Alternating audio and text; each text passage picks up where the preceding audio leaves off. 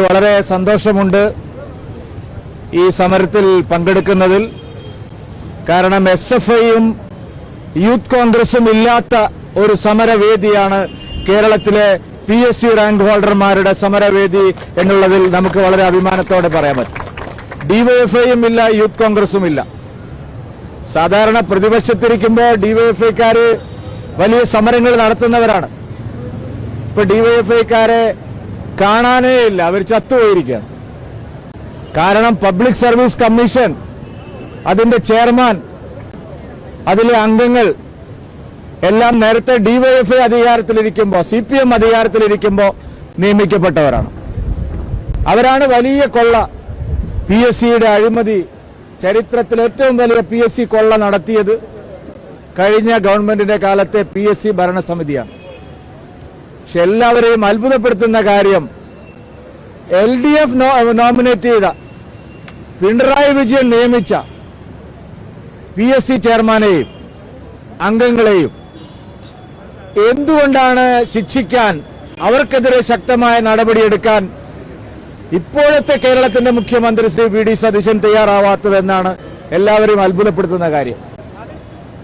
കഴിഞ്ഞ ഗവൺമെന്റിന്റെ കാലത്ത് PSC റാങ്ക് ഹോൾഡർമാർ സെക്രട്ടേറിയറ്റ് നടയിൽ സത്യാഗ്രഹം ഇരിക്കുമ്പോൾ അന്നത്തെ പ്രതിപക്ഷ നേതാവായിരുന്ന VD സതീശൻ അവർക്ക് നൽകിയ ഉറപ്പ്, ഞങ്ങളൊക്കെ ഈ സമരമുഖത്തുണ്ടായിരുന്നു അന്ന്, അവരോടെല്ലാം VD സതീശൻ പറഞ്ഞത്, ഞങ്ങളെ സർക്കാർ വന്നാൽ കേരളത്തിലെ PSC റാങ്ക് ഹോൾഡർമാർക്ക് ഒരു ദിവസം പോലും സെക്രട്ടേറിയറ്റ് നടയിൽ സത്യാഗ്രഹം ഇരിക്കേണ്ടി വരില്ല എന്നായിരുന്നു.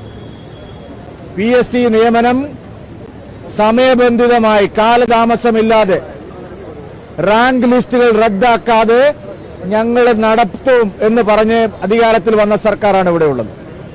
പ്രകടന പത്രികയിൽ അവർ നൽകിയ വാഗ്ദാനമാണ്. പക്ഷേ ഇപ്പോൾ ഇതാ ഇവിടെ സെക്രട്ടേറിയറ്റ് നടയിൽ റാങ്ക് ഹോൾഡർമാർ സമരത്തിലാണ്. കഴിഞ്ഞ ദിവസമാണ് ആസൂത്രണ ബോർഡിലേക്ക് നടന്ന പരീക്ഷ.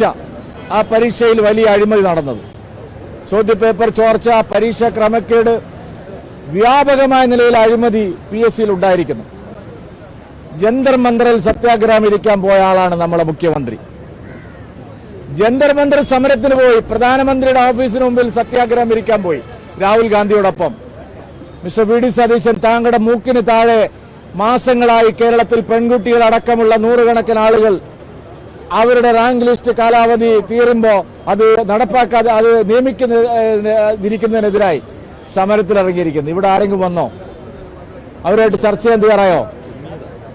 CJP സമരക്കാരെ, ജന്തർ മന്ദറിലെ സമരക്കാരെ ഐക്യദാർഢ്യം പ്രഖ്യാപിച്ച മുഖ്യമന്ത്രി VD സതീശൻ സ്വന്തം സെക്രട്ടറിയുടെ നടയിൽ സമരമിരിക്കുന്നവരെ കാണാൻ തയ്യാറാവുന്നില്ല, അവരെ ചർച്ചയ്ക്ക് വിളിക്കാൻ തയ്യാറാവുന്നില്ല, സമരം അവസാനിപ്പിക്കാൻ തയ്യാറാവുന്നില്ല, എപ്പോൾ നിയമനം നടത്തുമെന്ന് പറയാൻ തയ്യാറാവുന്നില്ല.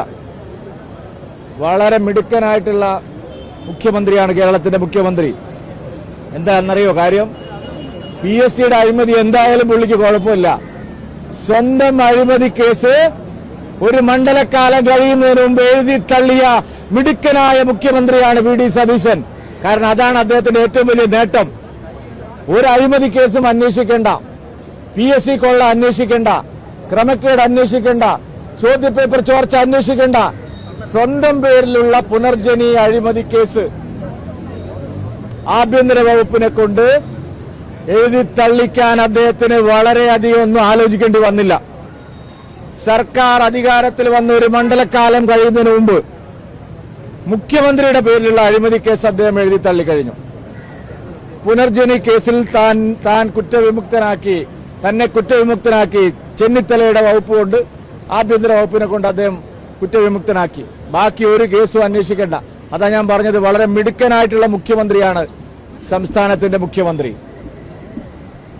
LDF ഭരണകാലത്ത് നടന്ന അഴിമതികൾ പോലും PSCയുടെ അടക്കം അന്വേഷിക്കാൻ തയ്യാറാവാത്ത മുഖ്യമന്ത്രി സ്വന്തം കോടാനുകോടി രൂപയുടെ അഴിമതി സർക്കാർ അധികാരത്തിൽ വന്ന ഉടനെ അത് അവസാനിപ്പിക്കാൻ തയ്യാറായ മുഖ്യമന്ത്രി കേരളത്തിലെ ഏറ്റവും മിടുക്കനായിട്ടുള്ള മുഖ്യമന്ത്രിയാണ്. ഇതുപോലെ ഇരട്ടത്താപ്പും വഞ്ചനാപരമായ നിലപാടുമുള്ള ഒരു മുഖ്യമന്ത്രിയെയും കേരളത്തിൽ കണ്ടിട്ടില്ല.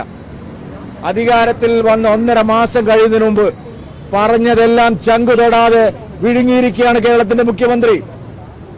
എല്ലാം മാറ്റി പറയുന്ന മുഖ്യമന്ത്രിയായി കേരളത്തിന്റെ മുഖ്യമന്ത്രി മാറി.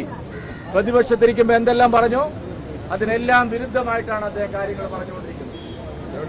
വി.ഡി. സതീശൻ ഇപ്പോൾ അറിയപ്പെടുന്നത് വാക്കു പാലിക്കാത്ത മുഖ്യമന്ത്രി എന്നുള്ള നിലയിലാണ്. പ്രകടന പത്രികയിലും പ്രതിപക്ഷത്തിരിക്കുമ്പോഴും എന്തെല്ലാം കാര്യങ്ങൾ പറഞ്ഞോ അതിനെല്ലാം വിരുദ്ധമായിട്ടുള്ള കാര്യങ്ങൾ, ഒരു വാക്ക് പോലും പാലിക്കാത്ത മുഖ്യമന്ത്രിയാണ് കേരളത്തിന്റെ മുഖ്യമന്ത്രി. ഇപ്പൊ പ്രളയ ദുരിതം ഉൾപ്പെടെ നിരവധി കാര്യങ്ങളുണ്ട്. ഞാൻ ആ വിഷയങ്ങളിൽ പോകുന്നില്ല. ഒരു കാര്യത്തിനും ഒരു നടപടിയുമില്ല. കഴിഞ്ഞ പ്രളയകാലത്തെല്ലാം വാതോരാതെ ജനങ്ങൾക്ക് വേണ്ടി സംസാരിച്ച മുഖ്യമന്ത്രി ഇന്നലെ ആറന്മുളയിലും കോടതിയിലെല്ലാം പോയിട്ട് വെറുതെ 2 കടയും നോക്കി അത് തിരിച്ചു വന്നിരിക്കുക. ഒരു ഏകോപനമില്ല. മന്ത്രിമാർക്ക് യാതൊരു കാര്യങ്ങളിലും ഉത്തരവാദിത്തമില്ല. സർക്കാർ തലപ്പത്ത് ഇതിനൊരു സംവിധാനമില്ല. പ്രളയ ദുരിതാശ്വാസ നടപടികൾ സമ്പൂർണ്ണമായ അവതാളത്തിലായി. പക്ഷെ ഇവിടെ ഒരു സർക്കാർ ഉണ്ടോ എന്ന് പോലും കണക്കാക്കാൻ സാധിക്കാത്ത സ്ഥിതിയാണ് കേരളത്തിലുള്ളത്.